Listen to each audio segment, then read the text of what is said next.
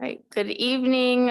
Just to clarify, our camera is not working, so this meeting will just have audio. All right, calling to order August 23rd Economic Development Committee meeting. All right, we'll do roll call.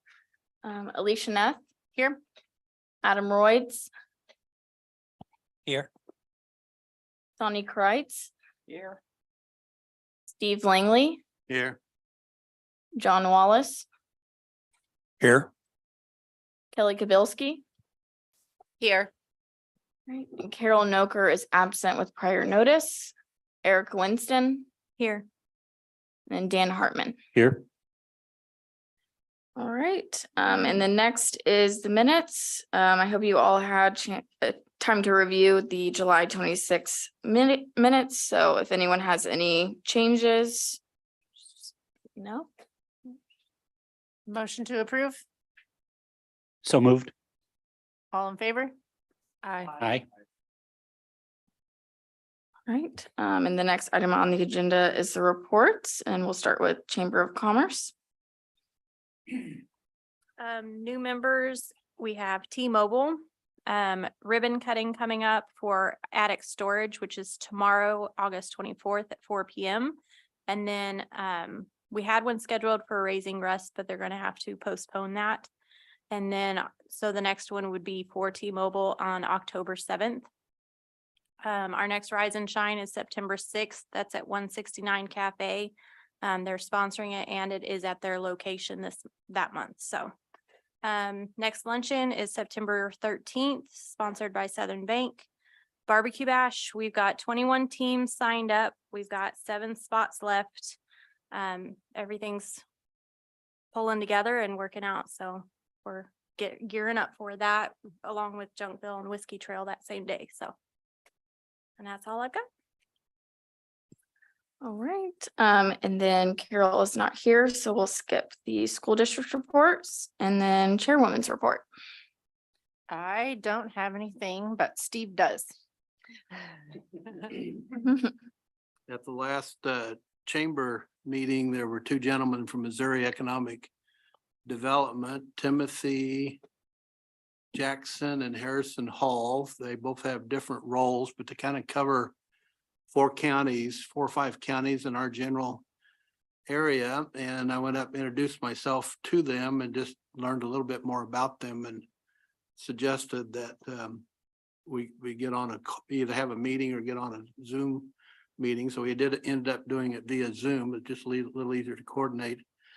And I assume that the city had already had some contact with them. So it wasn't just a complete surprise, but they hadn't. They live in Johnson County, actually, so they work for Missouri Department of Economic Development, live in Johnson County. They trekked all the way up here and they didn't set up any meetings. So I thought it was a little curious, but I said, okay, well, let's figure out how to have a meeting.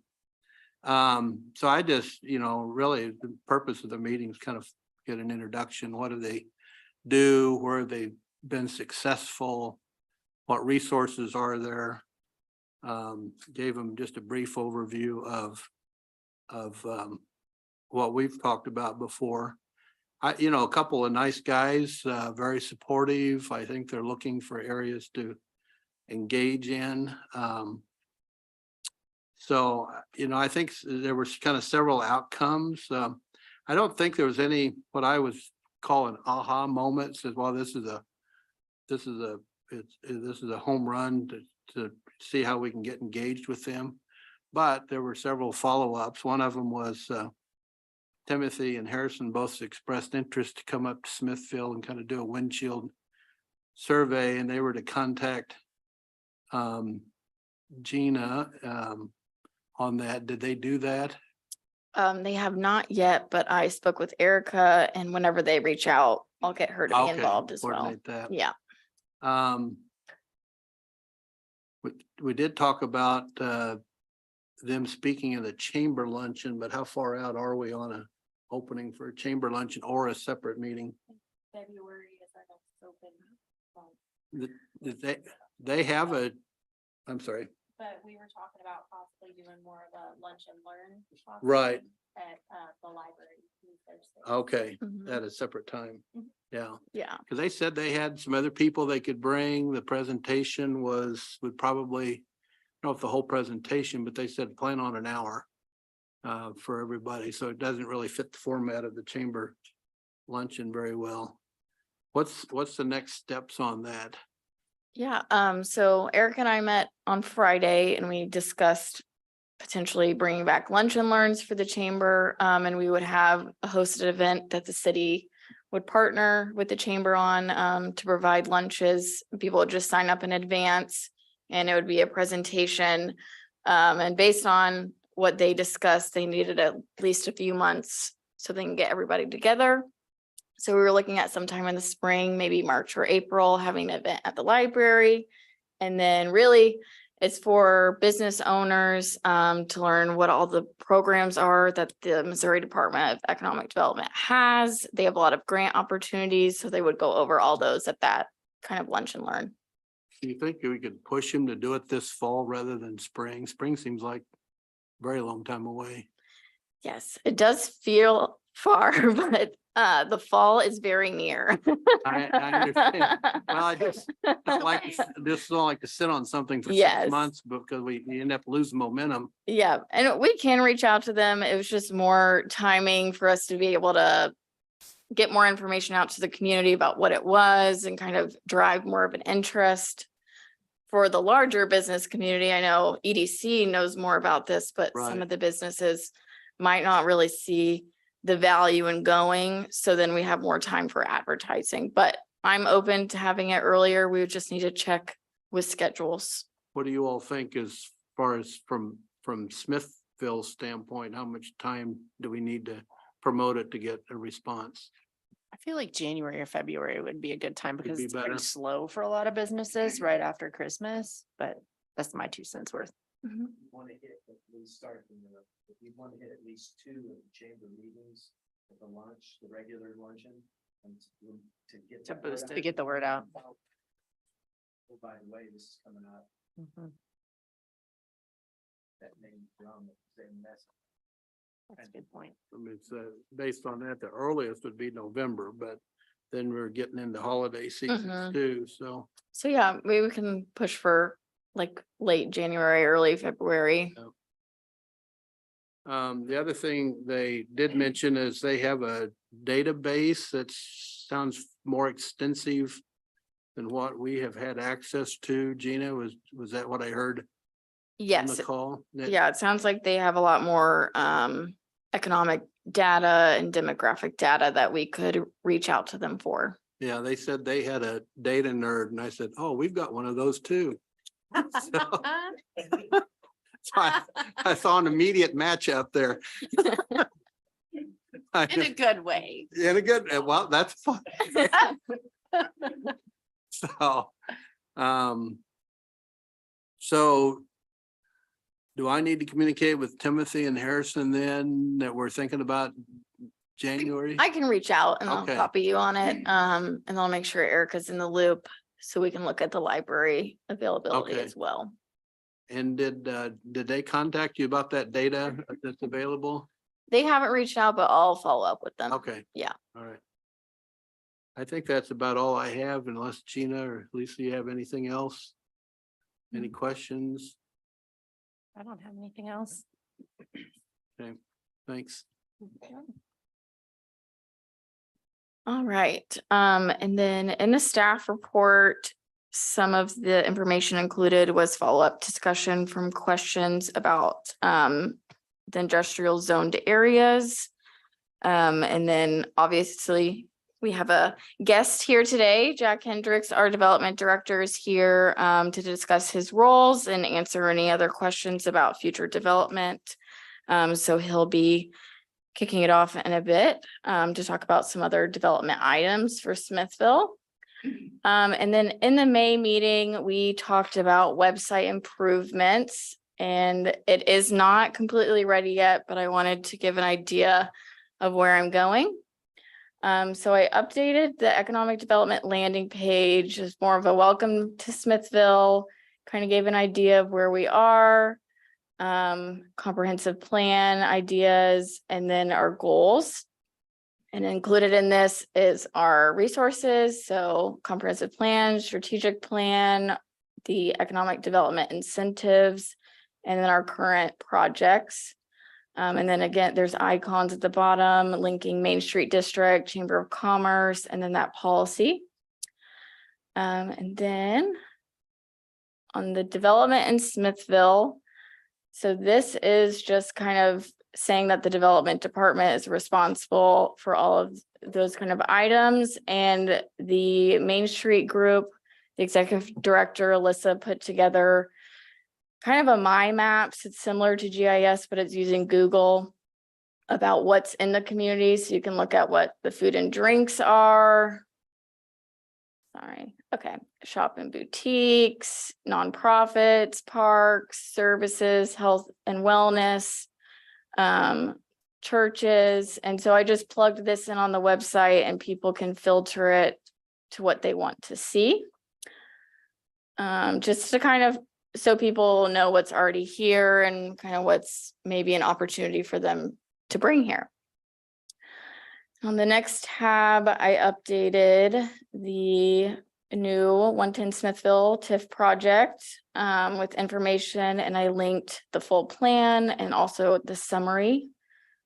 And then I updated the marketplace with current pictures. It looks a little weird since the TV is so big, but I promise it looks normal on a computer. But got this updated with what is in the TIF currently, so that people know that there are businesses there. Yeah, so I pulled that from their plan document. And then once we get more official renderings, when it goes through planning and zoning, we can make necessary changes. Yeah. And then something I want to do is kind of make more of a page to tell the story of Smithville, why you should come here, what's the importance. So I just put together an infographic with population data, assessed property value, square miles, home ownership data, household income, median home value, median age, population growth, and the unemployment rate.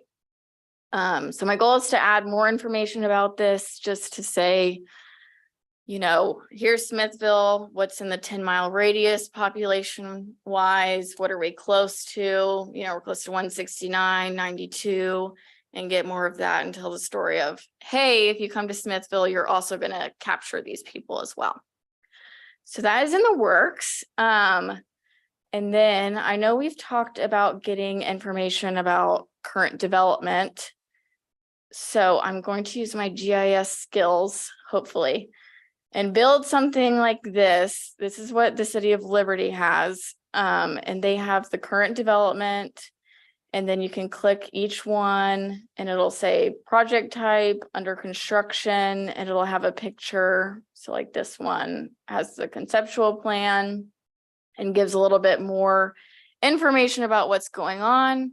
So if someone calls you and they're like, hey, what's going on over by McDonald's? Why is there dirt there? What's happening? Then you can say, oh, I can go to this map and see what's happening. So I'm going to be working on this. It's going to take some time because I have to make the map.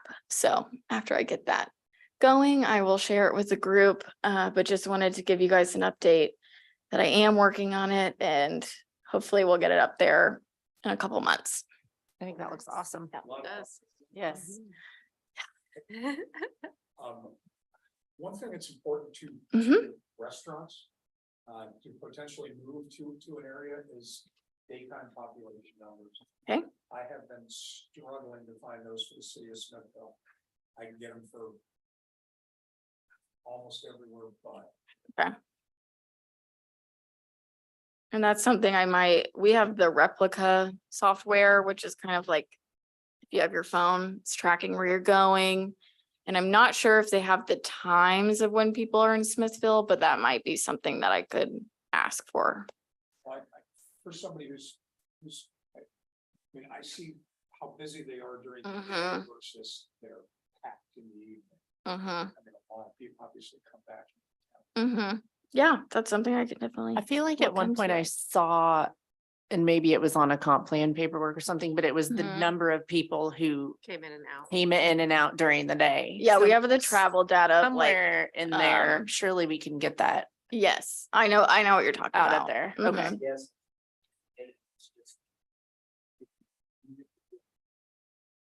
Right. Yeah. Okay. Does that matter more, John, to a sit-down restaurant versus a fast food restaurant? In particular Chipotle, that was their first question. It was, okay. How many are here during the day? Yes. Okay. What's your daytime population? Yeah. Before Good. cell phones, how did they do that? Traffic surveys? Like where they put the little sticks on the road? Like I'm just, Mhm. Yeah, Yep. sorry. There you go. Generally, yeah, they do those and do some extrapolation from the number of vehicles. Traffic counts are what we use on my side of the coin. We use traffic counts. That allows you to get a better understanding of where the people are going. If you sit, there's 900 cars a day on an ADT number coming through this intersection from this direction or that direction. You kind of get it gives you a better idea of what's there, and then you can estimate the number of people in the cars. I think when we did it the last time, gosh, it's been decades, seemed like it's probably 2014. And it was at the time, it was 1.3 people per car. One thing we have in our favor, even though people may be going outside the city limits.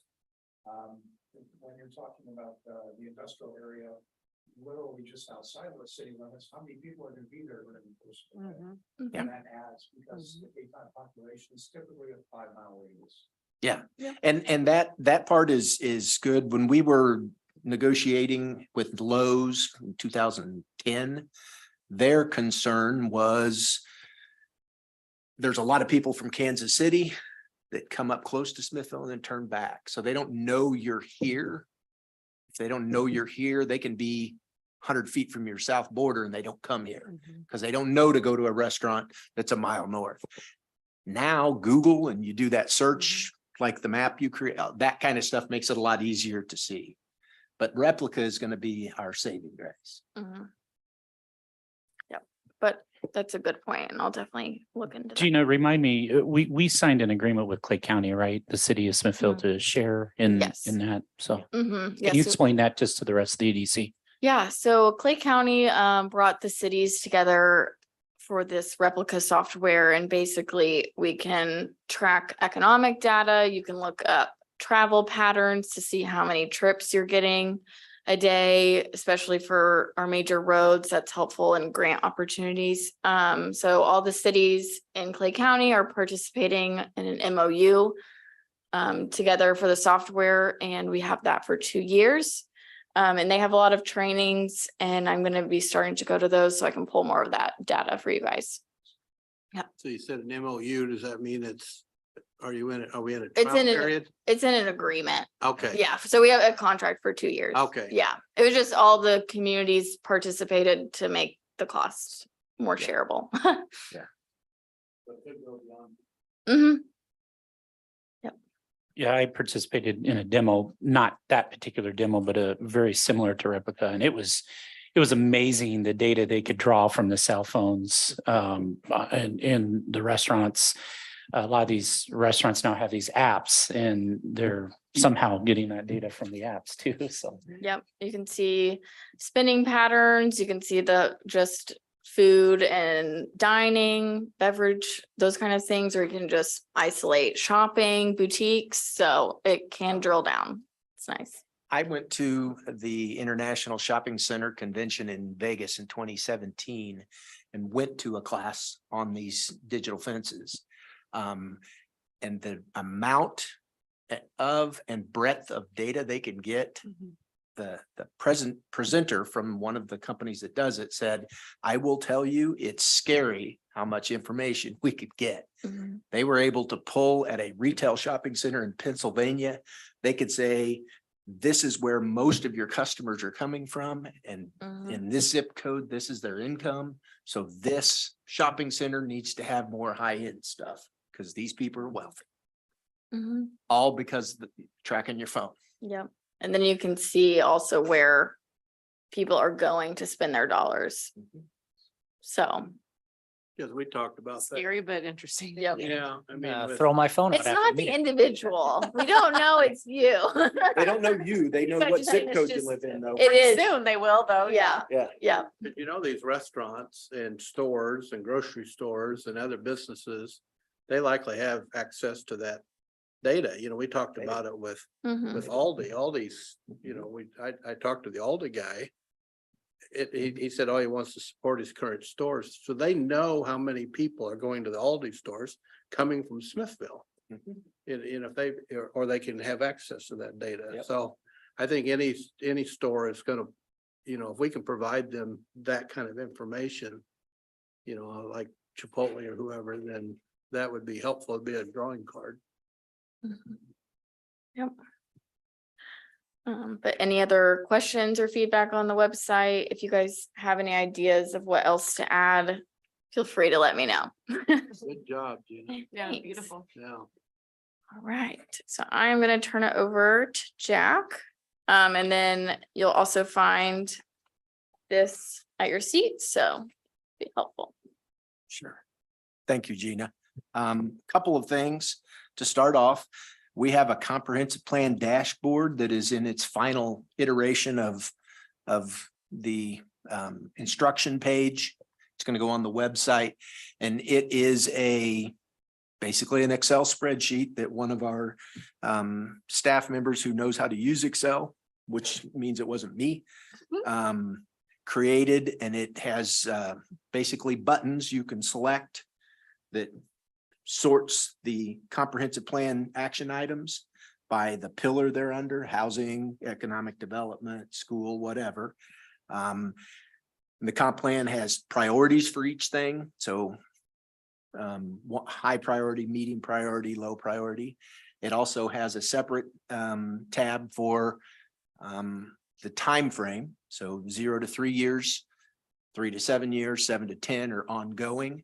And this system, she's got it set up so you could select the economic development tab, and then you can sort it by the things that the comprehensive plan is shooting for in 0 to 3 years or 3 to 7 years. And you can further take that one step further and say, but I only want to know what the high priority items are. And it just keeps narrowing the list, and then it gives you a list of what the action item is. It's got a number in the book.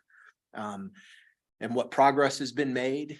And if you're looking at it, we're still populating data because we didn't have the ability to take the raw data from the plan and just plug it in. So it's me manually typing most of it. But it has the stakeholders. So there are several items where the EDC is a primary stakeholder. And those items are going to be in there. They're not searchable yet. We're not certain how that's going to work because there are 19 different stakeholders in the comprehensive plan. So that would be a rather cumbersome thing to deal with versus the benefits. And then, like I said, the progress. So if there's an ordinance that needed to be passed, it'll show where that's at. If it's passed, what the scope of it was, et cetera, and gives you the number. So you can go to the website and look it up. The original plan was to have that rolled out a week ago. But again, I have no skills in Excel, so I have to rely on one of the staff members who does, and she's done a wonderful job. Myra Toothman did it. So I wanted to let you know, as soon as that's ready, we're going to put it on the website, and then we'll development department Facebook it, and then get all the other city Facebook pages to share it, and hopefully it'll get out and people can start using it. Everybody that has seen it so far that have expressed that how good this will be to help understand. The main thing from my perspective is it will help the citizens understand what the comprehensive plan's for. Even if they weren't around when it was going on, some of you were here. I recognize some of your faces from the meetings when that was going on. There was a lot of citizen input. So this plan was created using that input. Some folks that weren't around or weren't involved in it may not be aware of what it is, but this will let them understand a little better why the decisions are being made, sometimes by the planning commission, sometimes by the board of aldermen. Sometimes it's going to affect what you guys are doing. Your work, and we'll talk about some of that here a little later. Your work is as one of the stakeholders in that plan. You will be asked to help very specifically. So we'll be going down that path soon enough. I think I'll leave it at that and let you ask me some questions on the comprehensive plan discussion. And if you have any general development discussions, you know, what we do, how I do it, whatever, I'll be willing to answer all those. And then we'll go over the handout at the last item. So.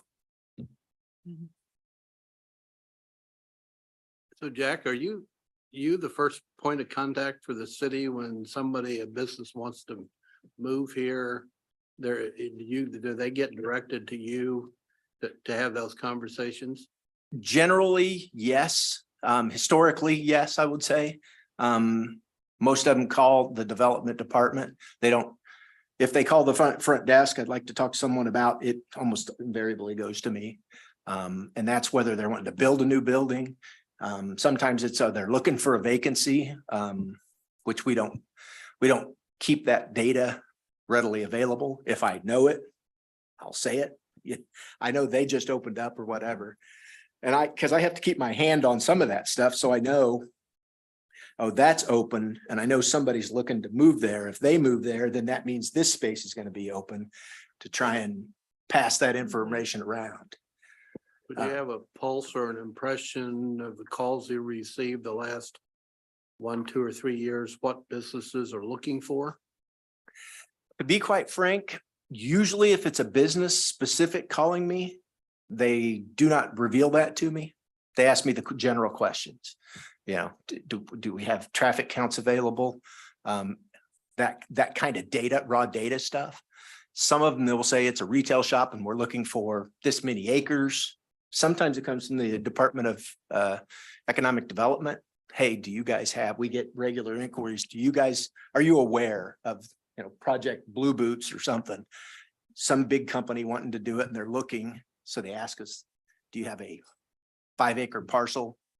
Do you have a building that's got 20,000 square feet? That kind of stuff. Okay. Yeah. And all those come to me because I've got all that data. Okay. Most of it just because I was there when they were building it. Jack, in a perfect world, if you could push a button and communicate to all masses on projects that have been approved through planning and zoning and aldermen, what would that look like? And I guess I preface it with, I get asked all the time as an elected official, and that's fine. I'll share, you know, the data or what I know or call you, or what would be some good ways to kind of communicate what has been approved? Because a lot of times people are driving by and they see heavy equipment moving and they go, what in the world's happening? Yeah. Yeah. And the hardest part, Alderman Hartman, from my perspective is we have that data there. Most of it's on the website in some form or fashion. What I generally find is people want me to come knock on their door and say, hey, by the way, that's going on. And I can't do that. You know, they're wanting that personal touch. And I understand that, but you know, that we have over 10,000 people in town, and a whole lot more interested in Smithville. So I can't really, so we make that available. When we have for example, when McBee's came in, we put a post on social media. Here's what's going in. We know that's going in, and they explode. Whenever we get those, that's what we put out there for commercial developments. So we try to hit a little bit of everywhere. I think the website's gonna address that. I think like once that's up and running, that's gonna be where you could just, instead of going through it, you can give them the link. Be like, oh, if you want to know everything that's going on, and then you just give them the link, and then they can go there and they'll probably be like, wow, I didn't even realize this was here. This is super cool. Right. The other aspect of it is the folks that actually do that first. There's a lot of them, and we never hear from until they're ready to make their decisions. My prior existence, prior to coming here, I did site selection stuff for some of my clients. And I will tell you, this is substantially prior to a lot of the internet stuff. The first thing we were looking for was, what are all your rules? What are all your, so that we can figure out, hey, we're interested in your community. How can we develop there? What all do we have to do? And we do it that way so that we could keep it quiet. If you're looking at 4 sites, you don't want any property owner to know you're trying to buy. So my goal was, when I got here, and a lot of it is to get the data on the internet so people can actually find it, and start looking at, if it's Aldi, what's Smithville got? And most of those corporations have a lot more assets to use to find that data. For example, the Chipotle discussion that you were having, they already know a lot more about Smithville than they're letting on. A lot more.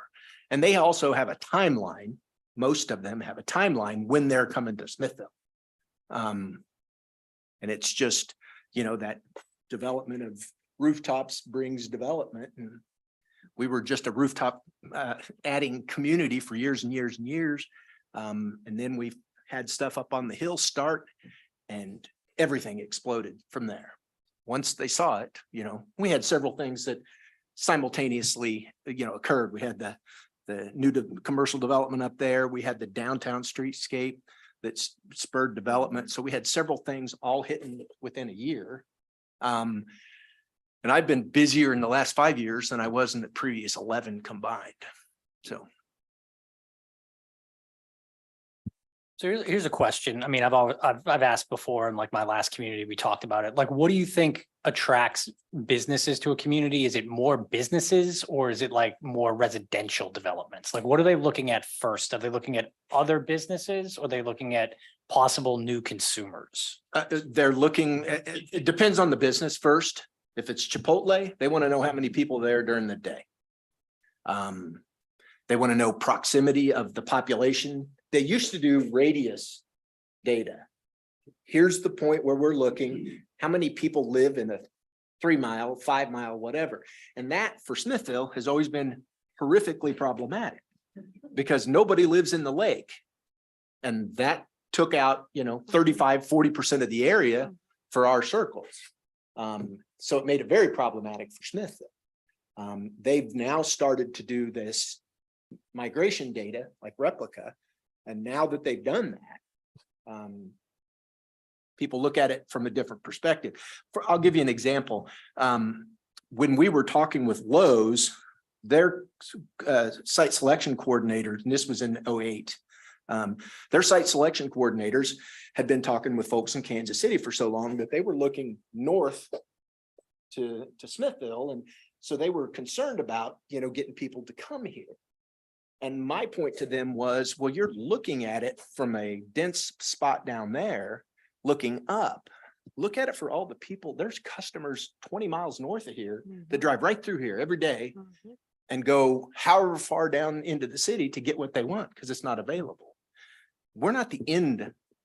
We're the beginning. And that funnel, 169 is a perfect example. They all come through here. Plattsburgh, Gower. Probably 60% of the people in Gower shop in this area. The other 40% go to St. Joseph. Just depends on where they move to Gower from. So, so that kind of impacts the scenario. If it's a retail place, they have their own type of data.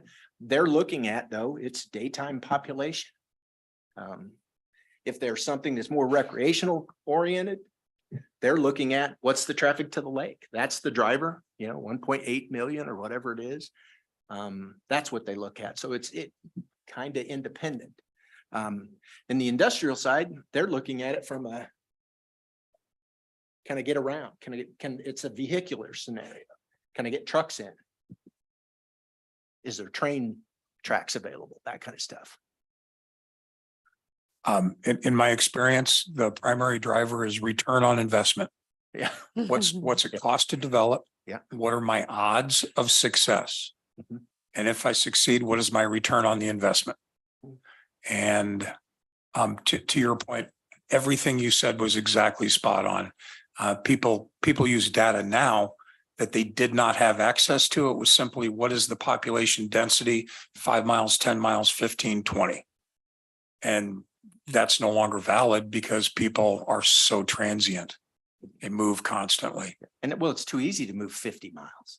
You can drive 50 miles and no, it's not, people do it every day. I don't know what the data is as far as commuting, but I know a lot of people in this city commute a fairly long distance. Yes, yes. And they typically are going to do their daytime shopping a long distance from here, unfortunately.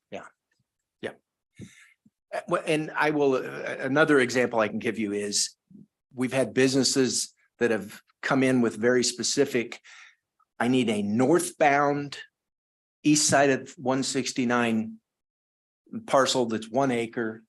It's like, well, we have one. I don't want that. They want coming home traffic. Or they want it on the west side of 169 because they want going to work traffic, depending on what their business was.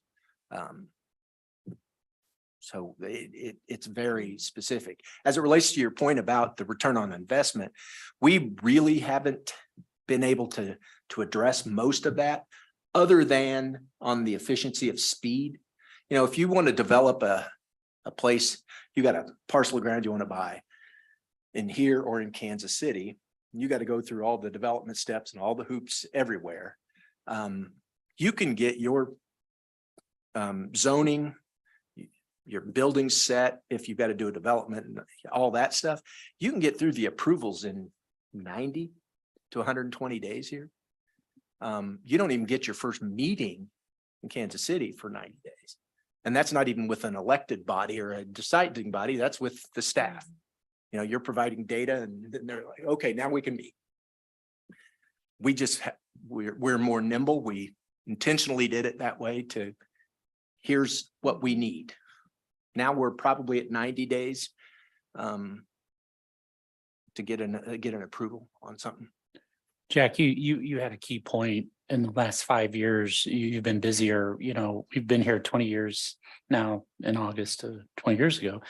And really up until just recently, we had I would say a good amount of agriculture land that was agriculture, just sitting, pasture, you know, whatever it was. And now dirt's moving on it. And that seems to be a draw, you know, when you can get to what the simplest terms called shovel ready, right? You have all your infrastructure in, you have your curbs, gutters. And that's a big step too, I would believe, in talking to these corporations, they want to be ready to go. Well, and part of it is momentum. When a community gets momentum, they see it. The businesses see, oh, that's going there. I want to get in before the prices triple for the land. So the fact that that's been out there for some time has been.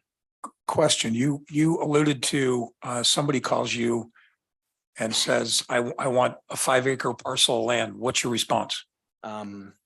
Any other data, or is it just 5 acres? Do you want it on a highway? Do you want it where?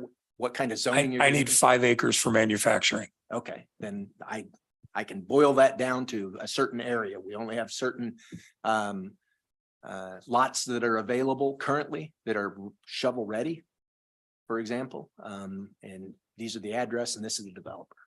I mean, my question is, do you actually have a 5 acre plot? Okay. Yeah, it's in 3, 1.5 to 1.8 acre, but merging those real easy. Yeah. Yes, we do. And we'll have 2 more in another 6-7 months that are zoned I-1. So.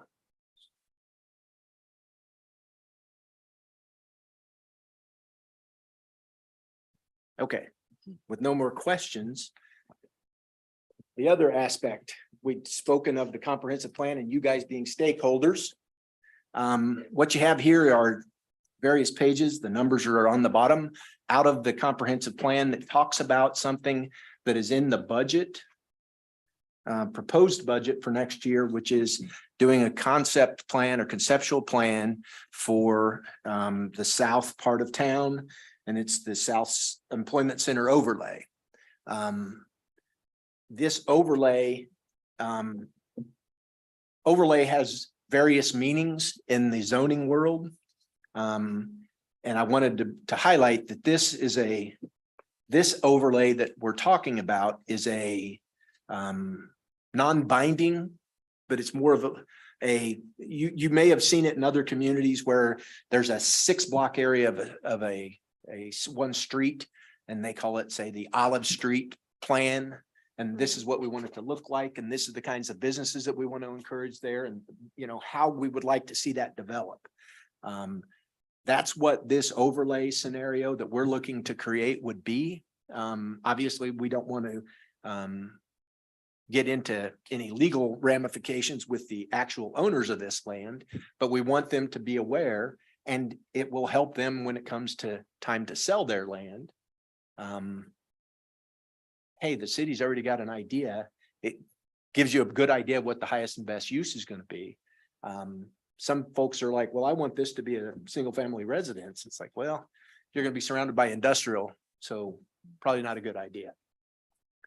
So with that, one of the key considerations, first one on there, is the industrial flex and office uses identified, that those are in this area at the bottom. The next page is the comprehensive or the future land use map.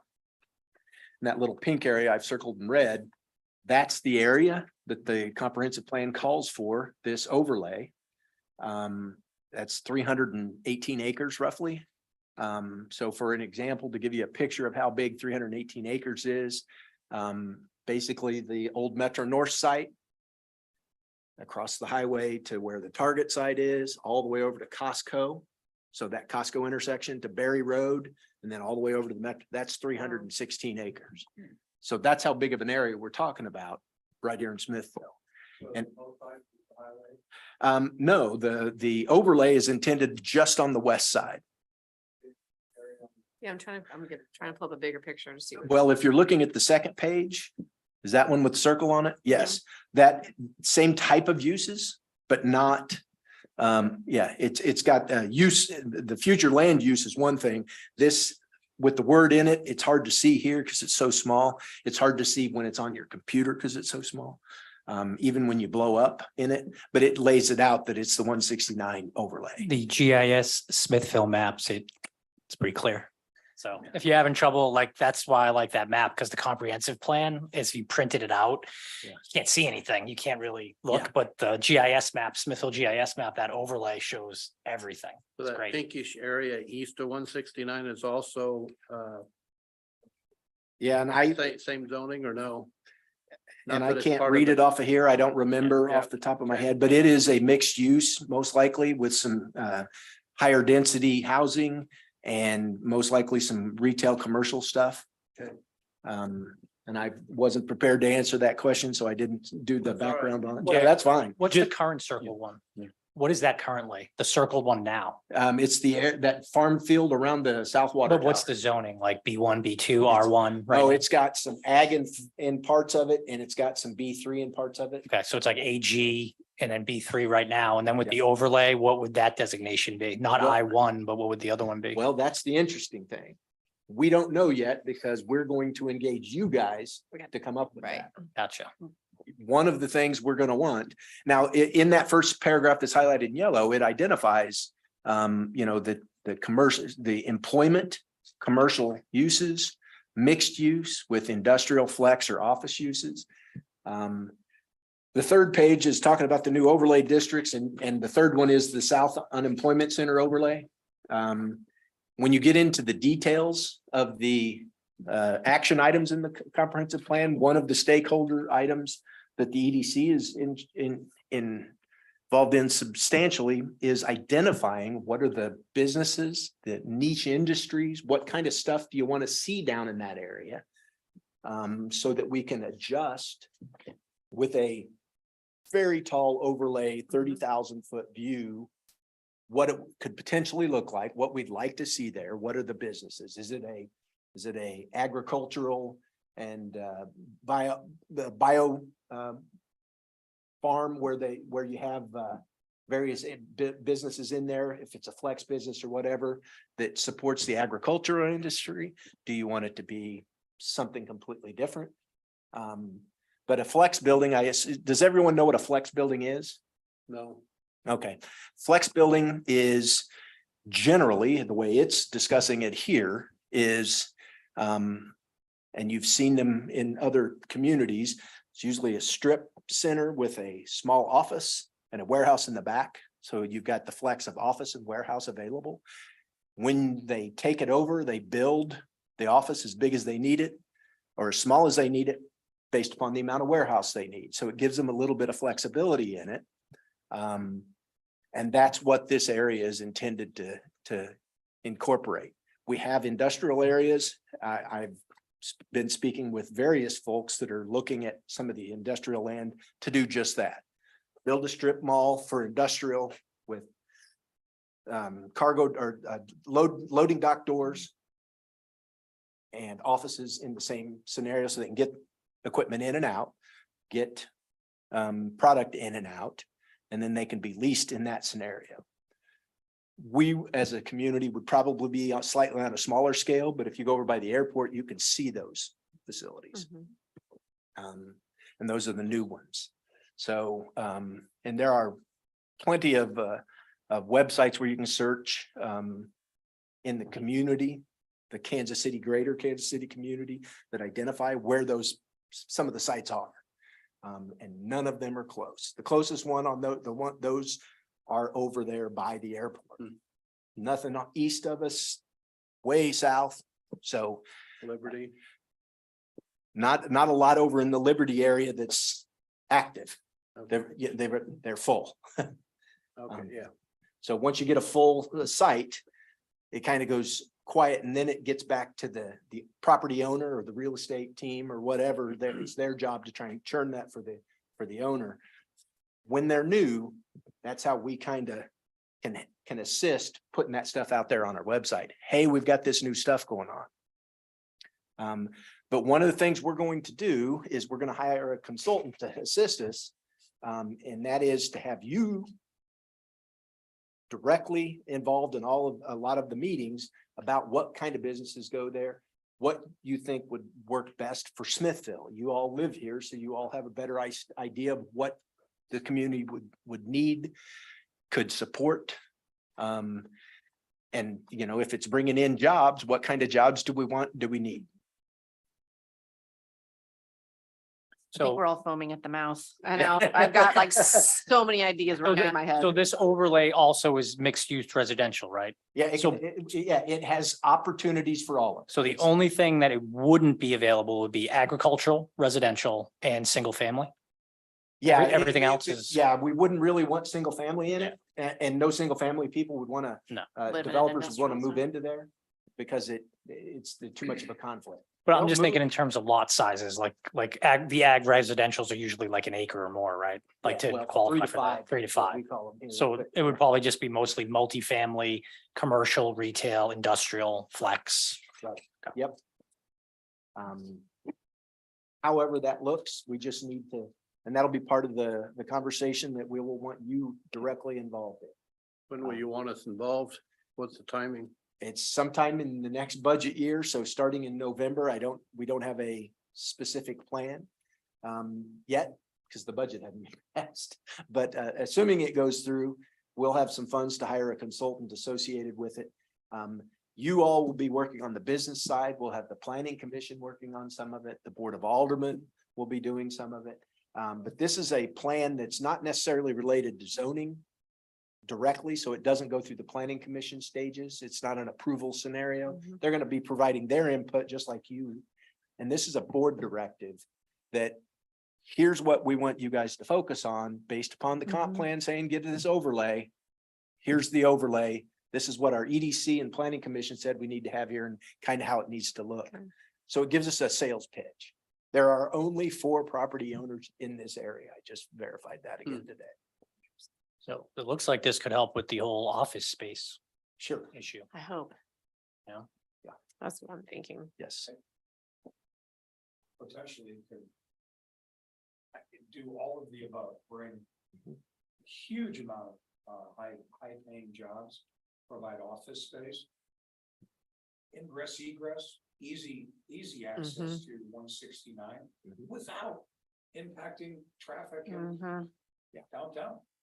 And if you got a bunch of employees for both industrial and commercial for businesses or whatnot, that's gonna bring like restaurants and food, because that's where they're gonna need lunch. Yeah, well, because I mean, we've got the Fairview Crossing development that's been approved, you know, what, 3/4 mile north of there. It'll be visible. You'll be able to see it from each other because of the way the land lays. So that's when things start to, I can't imagine that this is gonna be a difficult sell when you've got, I mean, the other thing people look for, as you alluded to, is growth. Mhm. And when they, you know, construction, and you've got a data center going. This is almost a no-brainer. it's fish in a barrel.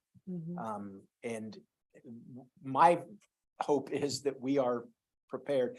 You know, when I first got here, one of the things that I recommended to the board then that we do is to update our zoning code a little bit. We had the 1954 version of the USDA zoning code, so we had table of use structure, and it was edited for 40 years, so it was as confusing as anything. So streamline it, get us prepared in another 10 or 15 years to go to a UDC, which is Unified Development Code. So everything, it's one-stop shopping. You get everything, you see it there. But so we updated all of our codes, a lot of our processes, so that when development came, because I think everyone was aware it was coming. We want to be ahead of it or on top of it, not under it, because it'll beat you to death if you get overrun. And I think we're in that position now. It just took us a while for that wave to come, but it's here and we're riding it fairly well. Like I said, I've been more busy in the last 5 years than I was previous elections. And I've got 6 or 7 more things that are about ready to pop, it looks like. Are there other parts of Smithville that would be suitable for multifamily housing? Sure. That'd be further north than that? No. This would be an area. We have 316 units approved at Fairview Crossing on the other side of the power lines. So commercial, power lines, multifamily, trees, and then single family detached housing. Okay. So that step down zoning to protect the buffers. You always have concerns, obviously. That I don't want that many people close to me. It's going to cause this, you know, the NIMBYs are always there. They always have been. They always will be. Some of them are good. Some of them are just fear-based, but you know, that the comprehensive plan anticipates much higher density in 2 areas. And that's primarily south of 92 and then higher density in the downtown area to get more people shopping. Jack, when was the last time, I know we've recently, just before that, I can't remember the last time we did a strategic plan or comprehensive plan. When was the last, was it 2015? No. 2006. 2006 was Yep. the last one. Yeah. We started the process in 2015 Mhm. and we were tasked with doing it without a consultant. So it was going to be a very slow process if I was going to do it all by myself. Things changed. So in 2019, we did the new strategic plan. 2020 did the new comprehensive plan. 2021 and 2022 brought in the new parks master plan, the new transportation master plan. We already had a wastewater master plan. A lot of these things didn't exist until 2018. They started coming in. So now we have a wastewater master plan and a water master plan. We're working towards getting a stormwater master plan. But we have those 2 master plans, a parks master plan, the comprehensive plan, the transportation master plan, all of those with all the rules so that if anybody's an interested developer, they can go to the development page on the website and they'll, this is what they're looking for. So it's all there.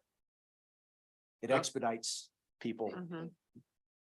Down at Fairview Crossing, the previous developer had hotel listed on his sign. Is there any plan for a hotel down there? It's still the same developer, still the same plan. Okay, It's just the timing of it. The MoDOT work is substantial. Their traffic study intimated a traffic light at 144th. And MoDOT said, no, we're not gonna do that. So they've suggested and they've now approved a J-turn scenario similar to what you have south. J-turns are functional. Just like a roundabout, they were horrible and they were the worst idea ever until people figured them out. We've got one in town that was gonna be the death of Smithville. And about a year later, everybody, oh, it's not that bad. And there's been 3 accidents there of any substance. And the year prior to it going in, there were 4, one of which was almost a fatality. The person eventually lived. On that note, Carmel, Indiana is the city in America that has the most roundabouts. They got rid of almost every traffic light in their city and replaced them all with roundabouts, and their traffic accidents have Plummeted. like plummeted. Yeah. Like they just don't have. You may have them, but I would much rather be in an accident like this than like this. Because And- usually the driver's door that gets pegged. And everyone's slowing down when you go into a roundabout because you have to, or you're gonna like 92 they fly don't. off into the, you Yeah. know? Well, Not on 92, they don't. Yeah. No. The other aspect of roundabouts is Smithville, population wise, has changed such that we have more pedestrians. And pedestrians and fast traffic don't go together. Pedestrians won't walk on sidewalks. You don't see them on 169. And there's a reason. They're great sidewalks. They're wide. So when you talk to J-turn, you talk about like New Jersey style? Well, Like, just Like in front of Meta Center, that down you're the talking about front right of there. that. has anyone been to Jersey? That's all they have is, they have Yeah. you come off and you go out and around and then you go through. And Oh, then- yeah, no, you're. one of I those or think they no? call those U-turns. Something like You- that. You design something. Here, it's you, if you want to go left at this street, you go way down to the J-turn area and turn around and come back up. Okay, it's different than what I'm thinking then. Okay, Yeah, you don't cross traffic okay. in a left turn scenario. You do that, you merge into traffic and then you can turn right. Okay, Right turns are always safer. different one than I was thinking. We have a new chair sitting here. So I just wanted, Gina wanted me to give you a heads up of what we're looking for. Start thinking about those things as it relates in particular to Excited. the types of businesses, what kind of, you might want it to look like from that standpoint, what kind of jobs, et cetera. The last page is the character area. We use a character planning type concept in our comprehensive plan, and it gives you the broader perspective. So on the future land use, one of you, I don't remember which one, asked me about the pink stuff on the east side of the highway. This one gives you, from a character area standpoint, gives you a better understanding. It's same concepts, but the employment overlay district where the focus will be is on the west side around, basically surrounding the water tower.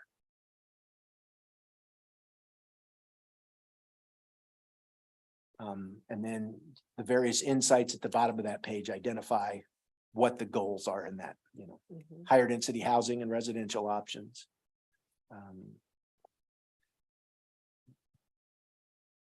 Et cetera, business and economic developments identified. And that target and attract key industry niches. That's you guys. We just need to identify the key industry niches Right. first, then we can start the target and attract side. yeah, I think we'll end up going hand in hand, Mhm. you know. You just don't want to get, the cart before the horse. You don't want to start attracting people before you know what you really want. Okay, great report, Jack. Yep. And we're looking light industrial, correct? Oh, yeah. Light. Very light in this area. We've got a light industrial area already that has the higher light industrial stuff.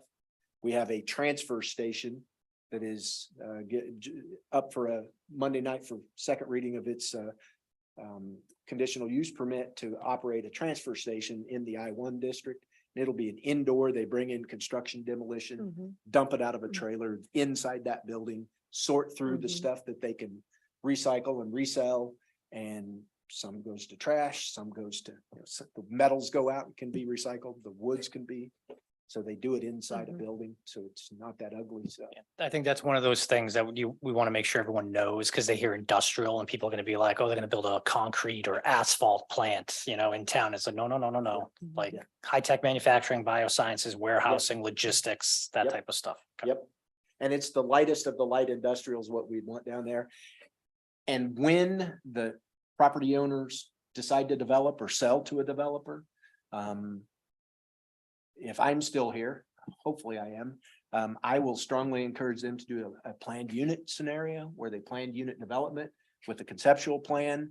It's not an overlay, but a conceptual, we call them conceptual plan overlays here. That planned unit is, here's what the density is going to be. This is how many units we're looking to have. That's what we have, for example, at Fairview Crossing, the south portion, 316 units. It can blend around without having to come back to the planning commission. No, we want to do one more townhome unit and one less apartment unit. Don't have to do that. You get, this is your max. How you want to set that up generally is going to be fine as well. The sites don't have to have public street frontage, all those other things that our code generally requires. You don't want development on private streets oftentimes because may not have snow plows or whatever else. But if you have a plan for it, where it's all going to be one big development and all taken care of with a good plan, then we're fine with it. Good. Any other questions for Jack? I'm excited to get this going. Yeah. Great. I didn't see any other discussion items on there, so we move into new business. So the only other thing was just follow-up discussion of the community art program that we talked about at the last meeting with the MU extension. If that's something the EDC would want to work on in the coming spring, is that something you would want to bring the Main Street group in to have a discussion? We've been talking about it at Main Street, and it's actually probably bring up, and we should probably think at some point of actually having a vote, right? Because we're sitting there talking, and then you can talk and talk and talk, but you actually need to start moving on an action. I think one of the things we should probably talk about is whether we want to start it public or private.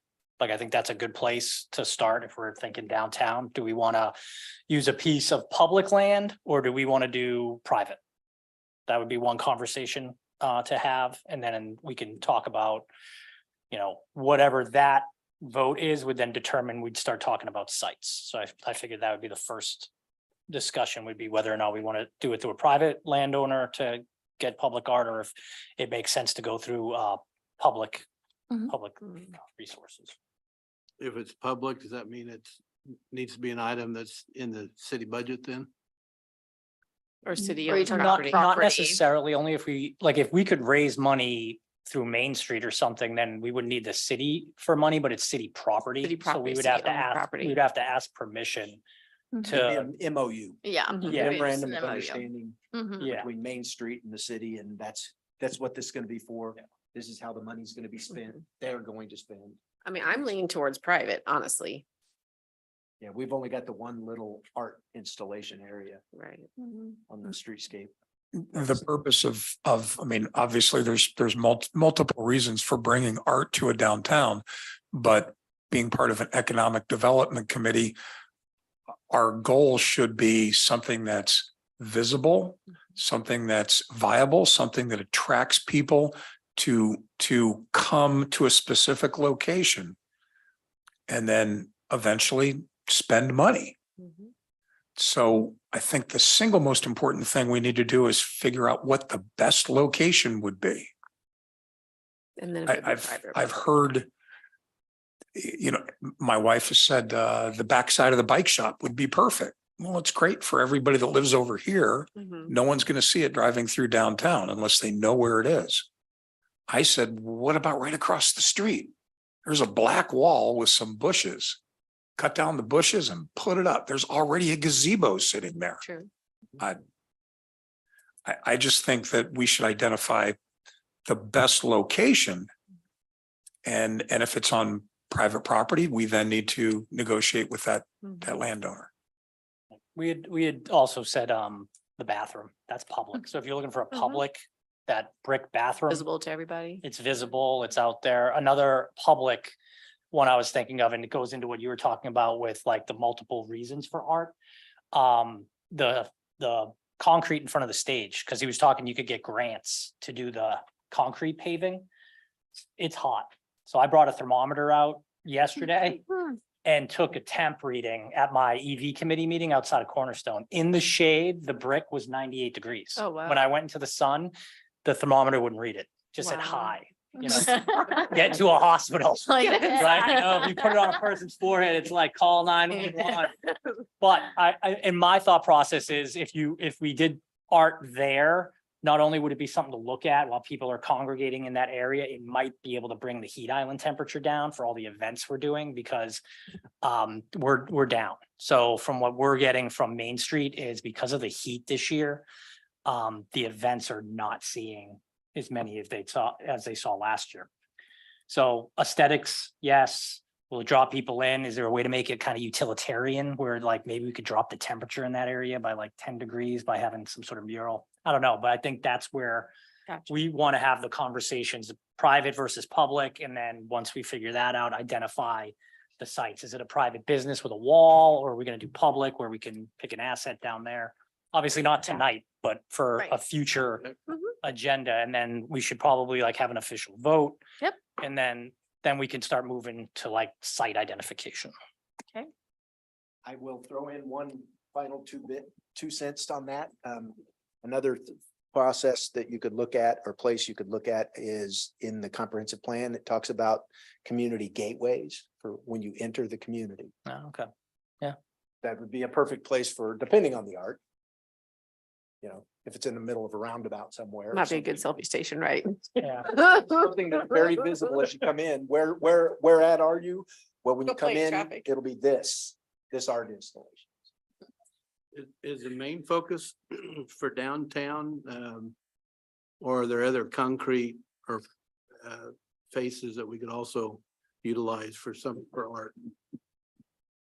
Probably could, but I think the goal is to get as many eyes on it as possible. That's why I think probably downtown seems to be the, Yeah, and something just to consider is maybe the first year just doing a pilot kind of program. And then after we work out all the kinks of the program and see if there's an interest and we can, identify other areas throughout the city. And the bathroom might be the better option. I mean, we could to always start, survey it. Right. Mhm. We could- And we this could- process would involve community input as well. Yeah. So yeah. Or we could like set up a meeting specifically for public input on Mhm. public art and then have everyone come in and tell us what they think. That's probably better than us just doing it amongst ourselves. Is there any action that we need to do tonight, or is that a business item for future? Yeah, I can bring it back for the next agenda and maybe everyone can think of some brainstorming ideas and you guys can talk about it at the next meeting. Is there any other new business then? John, were you gonna do a brief report on, you'd made a contact with Chipotle? Extremely brief. My contact in Kansas City is no longer with the company. But I reached out to corporate headquarters in Long Beach and asked them what they're looking for. And they gave me some specific criteria, and daytime population is one of them. Okay. So then I'd say an action item is to get you that, what's it called? Replica data. And once I have that, I'll put together a packet and send it to them. Okay. Good.